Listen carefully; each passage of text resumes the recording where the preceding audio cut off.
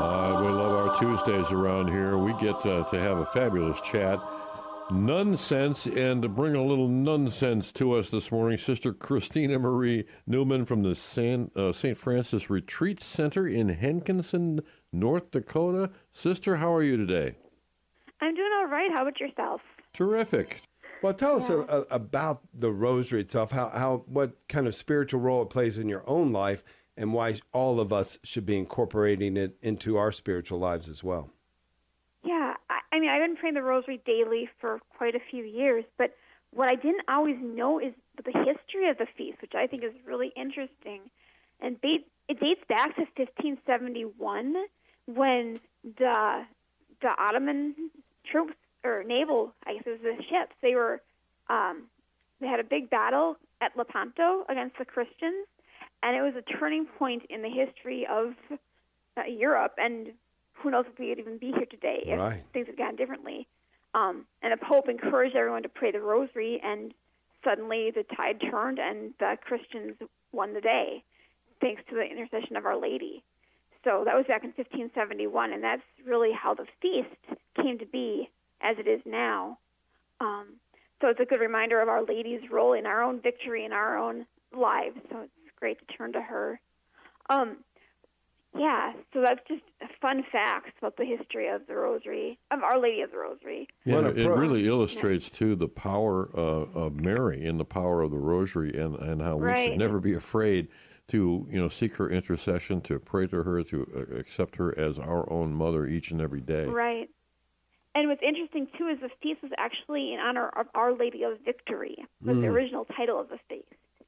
And that's kind of special to me because on my college campus, our chapel was Our Lady of Victory, so there's kind of a little connection there. Yeah. But eventually it got named Our Lady of the Rosary, which is neat, too. Mm-hmm. And this morning, I just thought on a more spiritual note, too, I would share a little practice which I find helpful for meditating on the mysteries, because sometimes it's so easy to get distracted and not focusing on the mystery at hand. And it's quite common, I believe, in Europe, but in our country, it's not done very much. And what that is in the middle of the Hail Mary, after the name of Jesus, you say a little phrase that pertains to the mystery. So for the Annunciation, you could say, Hail Mary, full of grace, the Lord is with thee. Blessed art thou among women, and blessed is the fruit of thy womb, Jesus, whose coming was announced by Gabriel, and then go on to the second half. Wow. So it's a great way of keep bringing your mind back to the mystery at hand, instead of just being like, what's even the mystery I'm thinking about? I don't remember. But if each time you put in there a little phrase that connects the name of Jesus to whatever the mystery is, it can help keep one's mind praying with those.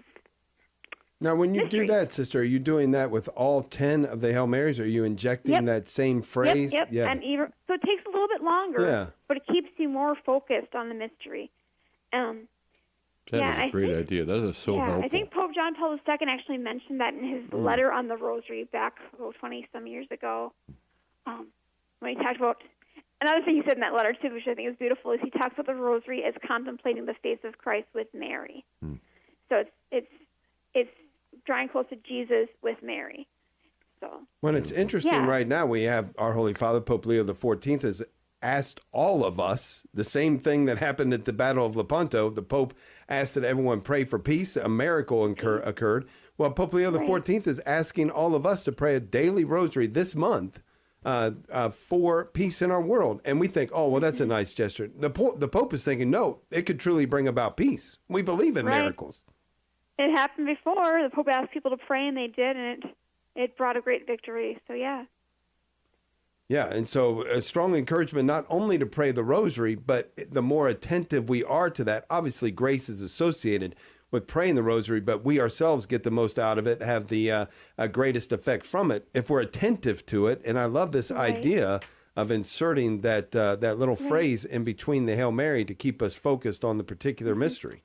And I think it can make it more meaningful to us, too, instead of just rambling off the prayers and not really thinking about the mysteries or the prayers.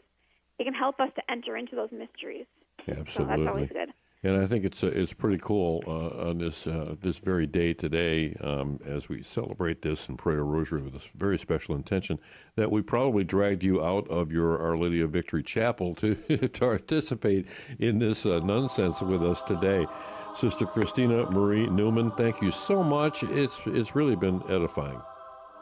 Thank you. Thanks, sister.